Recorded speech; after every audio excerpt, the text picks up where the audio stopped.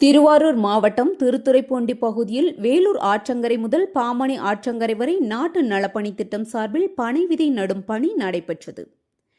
இந்த பணி நடப்பாண்டுக்கான 1,00,000 பனை விதை நடும் முயற்சியின் தொடர்ச்சியாக நடைபெற்று வருகிறது. சுமார் 5 கிலோமீட்டர் நீளத்தில் கரையின் இரு புறங்களிலும் 4 பள்ளிகளிலிருந்து வந்த 150 மாணவர்கள் இணைந்து 6,000 பனை விதைகளை நடவு செய்தனர். இந்நிகழ்வை நகர்மன்ற தலைவர் கவிதா பாண்டியன் தொடங்கி வைத்தார். மாவட்ட NSS திட்ட அலுவலர் சக்கரபாணி, பாலம் செந்தில்குமார் உள்ளிட்ட பலரும் கலந்து கொண்டனர். இவ்வாறு பனைவிதை நடும் பணி சுற்றுச்சூழல் பாதுகாப்புக்கும் நீர்நிலைகளின் நிலைத்தன்மைக்கும் முக்கிய பங்களிப்பாகும்.